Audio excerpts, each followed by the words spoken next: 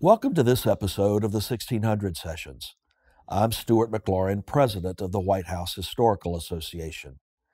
Telling the rich stories of White House history has been the mission of the White House Historical Association since we were founded in 1961 by First Lady Jacqueline Kennedy.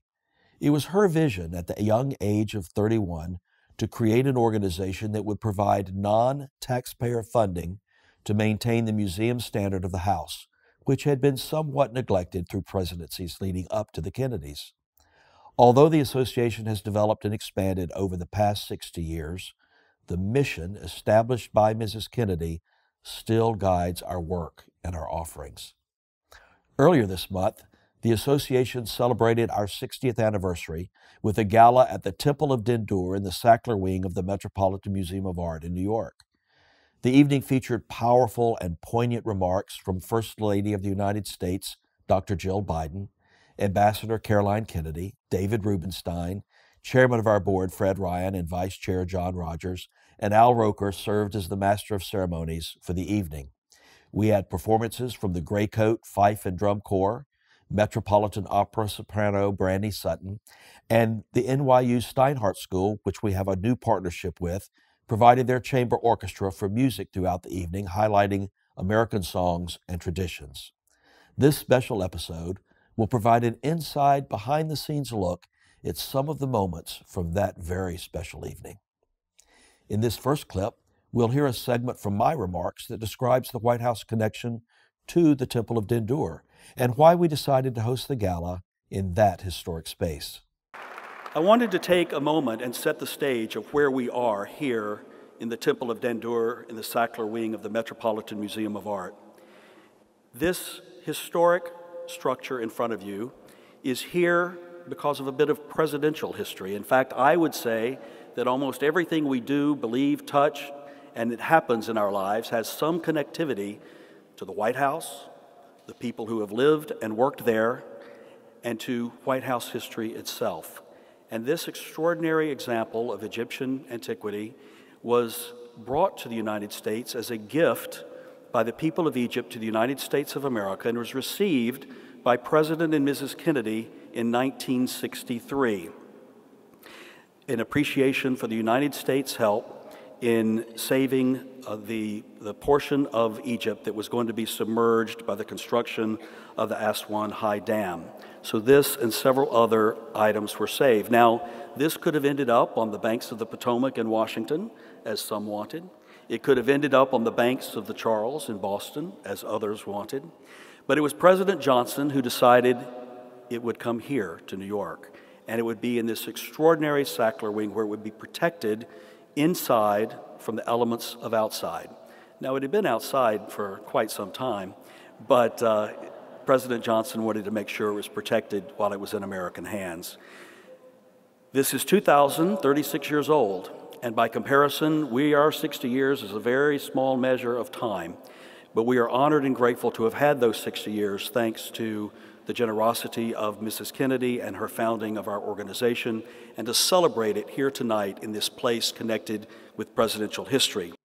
It was truly remarkable to enjoy the evening in that breathtaking space, and it makes one realize how many places across the country and around the world have a connection to presidential and White House history, even if it's not always evident. Al Roker did a terrific job moderating the program that evening, bringing his signature humor and wit every time he stepped on the stage. In this clip, Al first talks about the founding date of the association in a way that only Al Roker could, through a weather report, before he focused on the significance of the White House Christmas ornament. I want to start with something I'm kind of used to, a little bit of a weather report. The National Airport recorded the temperature 76.3 degrees Fahrenheit with winds out of the southeast at 15 miles per hour at midday on November 3rd, 1961, because an attorney, Carson Glass, hailed a taxi from his office to the District of Columbia courthouse. He wouldn't need an overcoat. It was overcast, but Glass would make it well back to his office before the light showers that were predicted arrived at 8 p.m. Barely 8 months earlier, Carson Glass had received a most unusual assignment from his boss, Washington heavyweight lawyer Clark Clifford.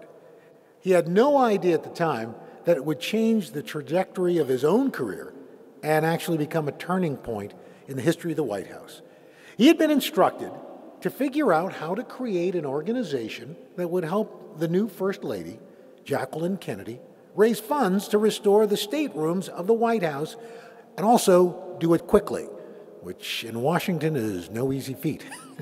To accomplish that goal, Glass assembled a small army of professionals who would spend the next 8 months doing the legal and organizational work to create what would become the White House Historical Association.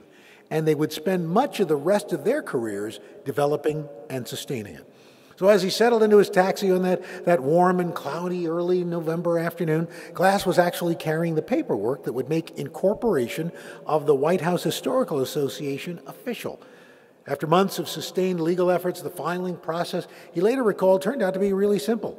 After he paid his cab fare, he entered the courthouse, submitted the charter, and paid a filing fee of the whopping sum of $4. Jacqueline Kennedy's dream had come true. The White House Historical Association was born. Now, like many millions of Americans, I was introduced to the White House Historical Association through its famous Christmas ornament program. For many years on the Today Show, my dear friend and mentor, Willard Scott, took great delight in unveiling each new ornament on the Today Show, beginning with the first ornament in 1981. And as I understand it, the moment he held up the ornament for the cameras, the phones began to ring at the association's small headquarters while crowds gathered outside, forming lines that ran along from the association's doorstep through the Lafayette Square neighborhood. We'll get that later. In those days before e-commerce, determined customers could not be deterred by weather, wind, rain, snow, sleet. Willard loved Christmas, he loved America, America loved him, and his genuine enthusiasm was contagious. And maybe in his honor, we should resume this tradition. I would be happy to stand in for my friend and mentor. We look forward to reinstituting the tradition that began with Willard Scott featuring the White House Christmas ornament on the Today Show. Well, as you know, the association has worked closely with 12 presidents and first ladies since we were founded by Mrs. Kennedy, and it was very special and fitting to have Dr. Jill Biden attend the gala representing those special relationships. Listen now to these segments from her powerful remarks about the White House as an international symbol, as a museum, as a home, and also the work of the White House Historical Association. For the last 10 months, I've had the honor of partnering with the White House Historical Association, just like the 11 other First Ladies before me. And although this pandemic has kept us physically apart, I've already seen the positive effects of this meaningful relationship. Stuart, your organization has been invaluable to my team, and I'm so excited to see all that we are going to do together. I will never forget the moment I stepped over the threshold of the White House on Inauguration Day. The mahogany doors closed behind us, and as we turned around, the grandeur of the front hall caught my breath. The crystal chandelier reflecting off the marble floor, the presidential seal above the Blue Room, reminding us of what it all meant. The exhilaration and pride the president and I both felt. The White House has always been more than a symbol, more than an office building or a museum. It's a place that hums with life and changes with the moment. When the capital city was being built, George Washington decided to hold a national competition to choose a design for the president's house. Architects, builders, and even poets sent in designs. They contain towers and turrets, courtly ballrooms and majestic domes. One even housed a throne. But a design by James Hoban stood out. Not a palace, but a home. Exactly what our first president wanted. Because George Washington understood that the heart of this newly created country, the values that shaped us, and the power that we would harness came from America's families. We, the people. Room by room, in marble mantels and timeless portraits, we can trace the steps of the women and men who walked the White House floors, whose decisions rippled across the world. And yet, in the shadows and slants of light, we can imagine those ultimate, intimate moments that affected only those who felt them. The letters written in sitting room corners, the tumbling first steps of a grandchild, or leisurely games of fetch with dogs on the south lawn, the soft sounds of bedtime stories floating down the hall. First ladies have always shaped the White House, from Lady Bird Johnson's Children's Garden to Pat Nixon's collection of Americana, to the historic restorations and artwork of Laura Bush and Michelle Obama.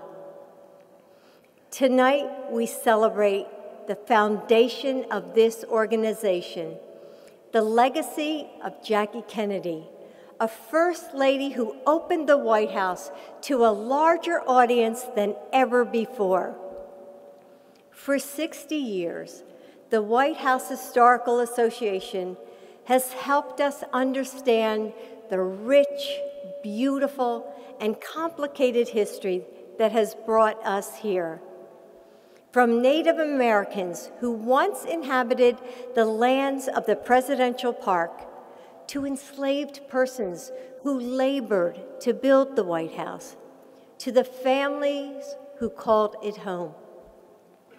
As a teacher, I have always believed that education is the foundation of our democracy. That principle is reflected in the executive mansion and in the tireless work to preserve it. You, the association, help us remember the past so that we can continue to build a nation that lives up to our own timeless ideals, the pursuit of justice and equality, the honor of service, and the strength of our unity. And as we make our way through this pandemic, the association has helped our administration continue to connect with the people that we represent through virtual guides and an ever-growing body of historical scholarship. All of you here tonight are helping to craft the next chapter of this work with your time, your talents, and your treasures. Thank you for your dedication to education and to honoring our country's history. Since most Americans can't yet visit the White House because of the pandemic, I've tried to bring the White House to them, traveling to almost 40 states in less than a year. On every trip, in small-town coffee shops and stunning museums, I'm reminded of what makes our country special, how it's elegantly unique and ever-changing. And there's always a moment, often late at night after a trip back, my head just filled with the stories of the day, when we drive up the South Portico. The Virginia sandstone columns glow in the yellow light, and the arched doors open to welcome me home. I think about all the women who came before me and all the women, and yes, men, who will take my place. Oh, I got to clap for that one. I think about how we shape this American symbol, this museum, this home. We all write America's story with each passing day, and the White House Historical Association keeps our history alive. Together, we will work to open the doors of the White House wider and wider to more fully reflect the distinct beauty of all of our communities. Serving as your First Lady has been the honor of my life, and I promise that I will give my whole heart and soul to helping our home reflect the true promise and power of we, the people. Thank you. One of the highlights of my role is the opportunity to work with presidents and first ladies to tell the rich history of their temporary home at 1600 Pennsylvania Avenue. And I think Dr. Biden perfectly summarized the importance of that relationship. At the gala, we announced an academic partnership between the association and the Steinhardt School at New York University. Beginning in January 2022, the association will host a fellowship that will support the work of an NYU costume design graduate student exploring the topic of fashion and White House history. To commemorate this announcement, the NYU Chamber Orchestra provided music throughout the dinner. Enjoy highlights from that very special and moving performance.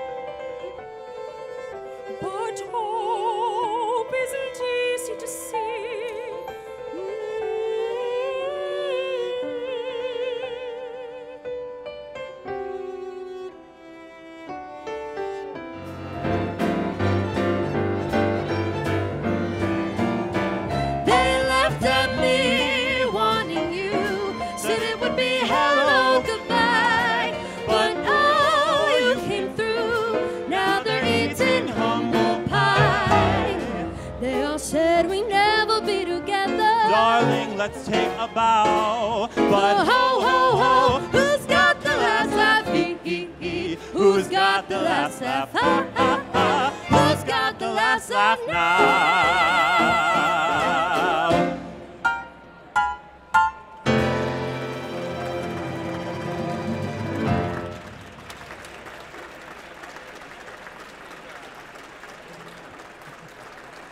Thank you so much. NYU Chamber Orchestra, enjoy the rest of your evening. Thank you.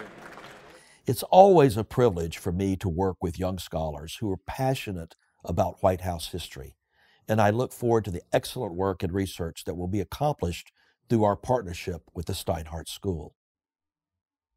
A few months before the gala, we began working with renowned filmmaker Donna Lawrence and her team to produce a film that featured the legacy of the association and a look forward into the future.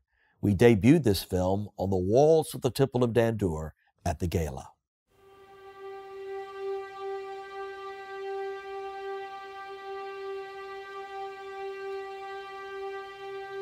It began with a vision and a vow. Surveying the drab state of the White House environment, Jacqueline Kennedy set to work and pointed the way. It would be a sacrilege, she said, merely to redecorate it. It must be restored, and that's a question of scholarship. Her efforts spurred the creation of the White House Historical Association, organized to gather, preserve, and share the essence of this remarkable symbol of our democracy, an effort sustained during every presidency since, and propelled by the creation of the David M. Rubenstein National Center for White House History, fostering teaching, research, and public programming about our beloved national homestead.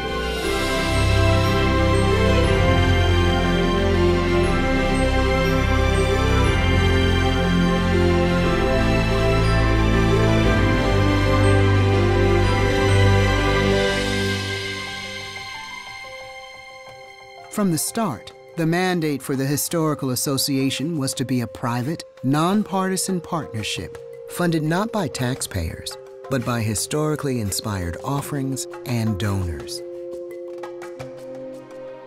Donors committed to preserving the nation's hard-earned heritage for future generations through the discovery and acquisition of vital objects and materials and placing them in historical context, bringing to life the greatest treasures of all, stories of those who shaped and witnessed America's history from within the People's House.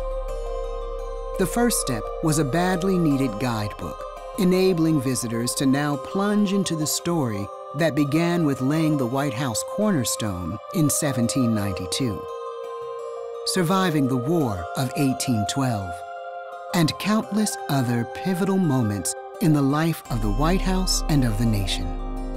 Over time, supporters' gifts have made it possible to weave a tapestry of the American story to the present day.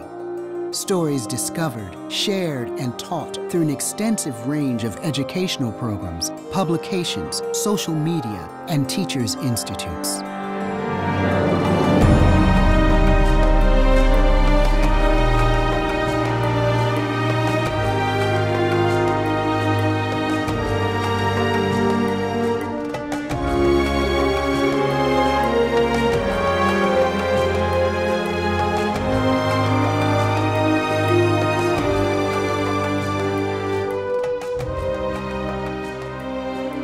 The White House Historical Association and the Rubenstein Center for White House History continue Mrs. Kennedy's living legacy with White House historic preservation, acquisitions, and education.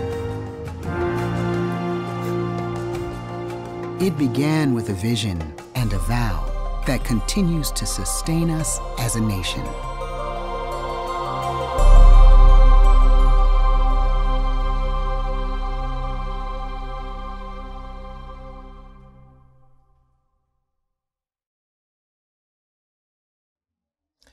You know, although I have seen that footage many times, there's still moments that give me chills as I reflect on the work of the association over the past 60 years and the incredible opportunities we're going to have working with future presidents and first ladies. It was really a special honor to have the daughter of President and Mrs. Kennedy at the gala.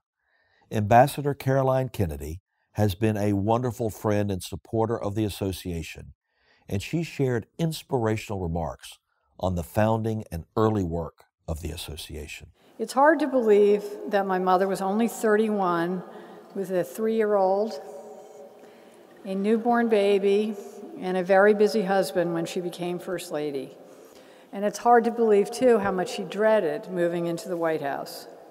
The most terrible thing has happened, she wrote to her friend Bunny Mellon the day after the election. Jack has won. We have to move into the White House. So dreary, with all those curtains. She was dismayed that there was no way that visitors or visiting heads of state could learn about American history, and thought the public rooms looked like a department store.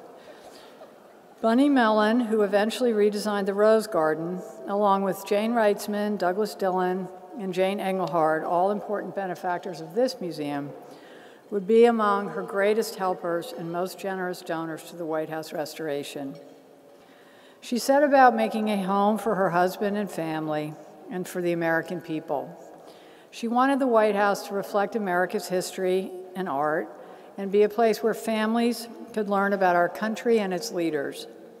She shared my father's belief that American civilization had come of age and wanted the White House to be a stage where America and the world could see the very best of American arts and culture. Both my parents believed that living in the White House was the greatest privilege of their lives and worked hard to be worthy of the honor. My mother established the White House Library and White House Historical Association, installed a curator, and transformed it into one of the great collections of American decorative arts and painting. And when she was satisfied with the results, she welcomed the public on a guided tour for which she received an Emmy. But the guidebook was her biggest challenge. It's hard to believe there was nothing for families to take home as a souvenir of their visit. She wanted something educational and dignified, whose proceeds could fund future acquisitions and restoration projects. Ahead of her time, she thought the White House should be beyond politics and should not be paid for with public money or become part of a political tug-of-war between Congress and the president.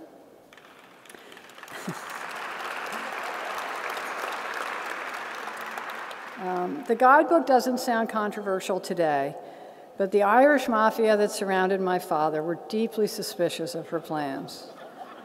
They thought she was elitist, and even worse, French, and that her projects would cost my father political support. They wrote memos comparing the White House to the Vatican and selling a guidebook to the moneylenders in the temple. We all know who won, and over time they realized that she had become an enormous political asset. Most importantly to her, my father was immensely proud of her accomplishments, and their time in the White House was the happiest of their lives. I remember my mother often saying that she found French history more interesting than American history because American history had no women in it. She would be happy to know that that has changed and that she is one of the people who helped to change it. She would be so proud of all that her successors had accomplished and the many ways that the White House Historical Association is reaching Americans with a more inclusive and accurate historical narrative that includes Native Americans, women, enslaved people, and all those who have crossed through the White House doors.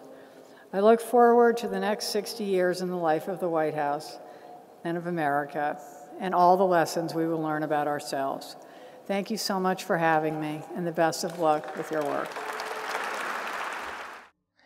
We often talk about Mrs. Kennedy's influence on the White House and her role establishing the White House Historical Association, but rarely do we get to hear that history from a first-person perspective like we did from Ambassador Kennedy. Many of our 1600 session followers know that the educational mission of the association is housed in the David M. Rubenstein National Center for White House History. So it is no surprise that our wonderful friend David Rubenstein was a featured part of the gala's program.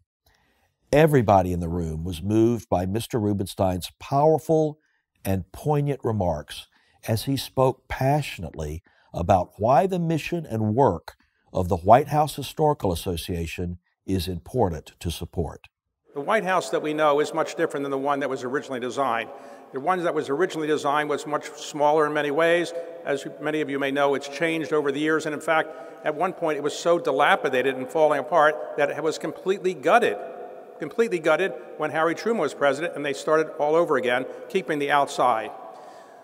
But the inside of the White House really needed a lot of work, and Jacqueline Kennedy really made that possible by the extraordinary effort she made to involve citizens in restoring the White House. Now, why should we help restore and preserve the White House?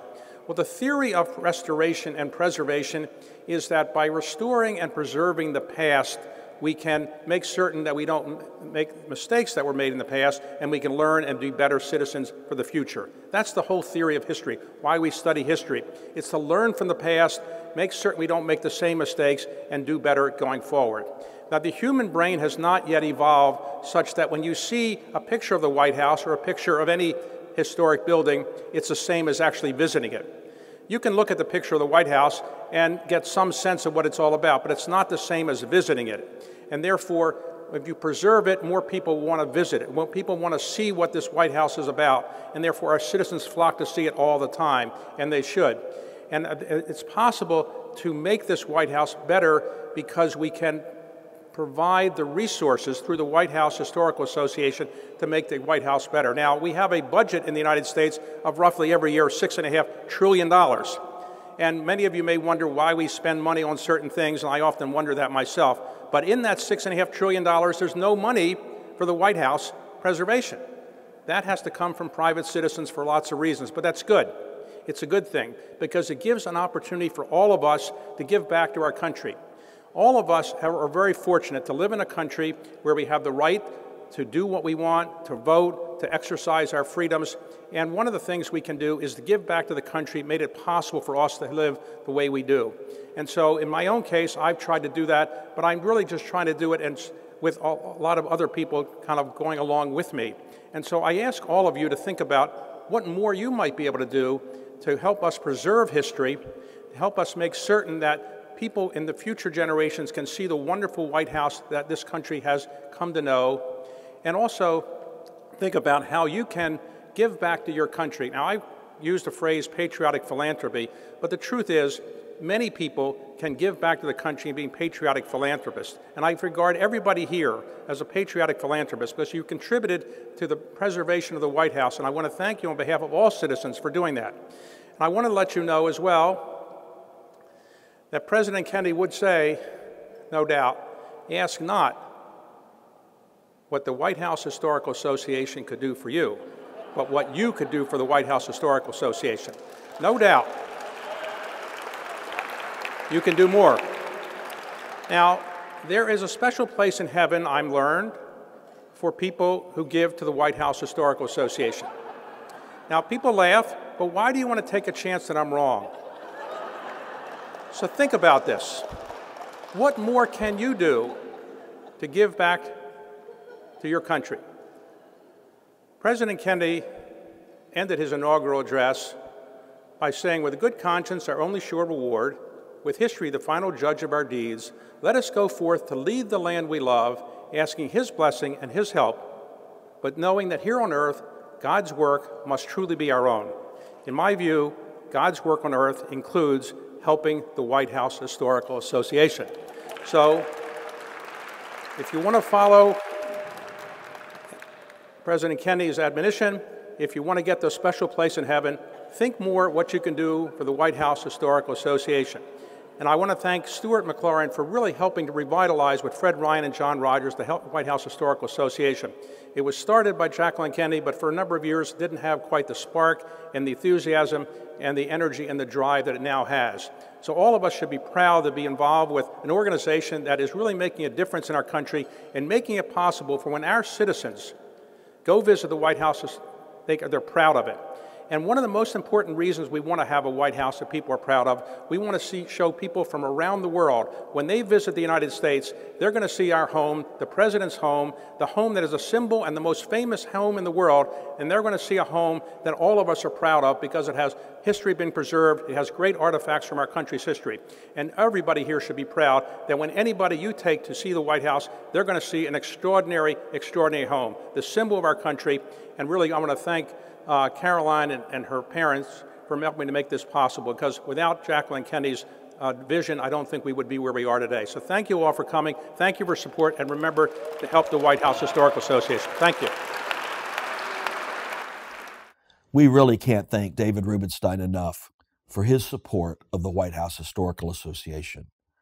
Personally, I'm very grateful for our friendship and his mentorship of me since I began in this role in 2014. We also recognized outgoing chair of our board of directors, Fred Ryan. Mr. Ryan delivered wonderful reflections on his years as chairman. He concluded his remarks by emphasizing the vital mission of the White House Historical Association. And John, since you mentioned my book, I would, with a slight twist, share some words of wisdom from Pope John the 23rd. Associations are like wine. Some turn to vinegar, but the best improve with age. And this is certainly true of the White House Historical Association. As we've heard this evening, when Mrs. Kennedy established this organization in 1961, she had great ambitions. But I think even she would be amazed by everything the association has accomplished in the past 6 decades and how vital our mission remains today. Because of my day job, I happen to read a lot of news headlines with some frequency. And as anyone who follows the news today knows, America's democratic ideals cannot be taken for granted. Throughout the history of the world, there has never been a system of government that has provided the freedom, prosperity, and boundless opportunity that ours has. This is no accident or coincidence. It's a direct result of generations of men and women who have sacrificed to preserve our nation and everything that it stands for. Across our country and around the world, there is no symbol that represents America's values and ideals more than the White House. Its very nature expresses what is so unique about our country. It is not the palace of a king or the fortress of a dictator. It is the people's house. Our presidents and their families have called it home, but always with the understanding they are merely temporary stewards, because the only enduring claim to our nation's seat of power belongs to the American people. In this way, the White House stands as a reminder that the work of protecting our democracy rests with all of us, every citizen, and that requires a knowledge of and deep appreciation for the history of the democracy we are seeking to sustain. And that is why the work of the White House Historical Association is essential. It's the only organization fully devoted to preserving the rich history of the White House and carrying the legacy forward for future generations. Everyone here this evening is an important part of that mission. We thank you for your support, and we are deeply grateful for your partnership as we look forward with excitement to the next 60 years of the White House Historical Association and the continued success of its vital mission. Thank you.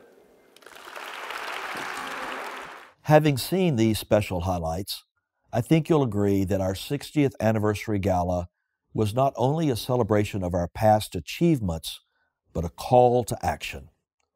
I believe the best and most productive days of the White House Historical Association are ahead of us with your help and support. On behalf of the White House Historical Association, I want to thank all of our listeners and viewers of the 1600 Sessions podcast for your dedicated support of our mission. This is one of the most rewarding ways for me personally to engage with White House history, and it's really special to share it with you and others around the country and the world. The association is a nonprofit, nonpartisan organization that relies on the support and generosity of private individuals just like you. If you'd like to contribute to the preservation of history, our education mission, and support the work of the White House Historical Association, visit us on our website at whitehousehistory.org/support. Thank you for joining us for this episode of the 1600 Sessions. Join us next time when we share special moments from White House history.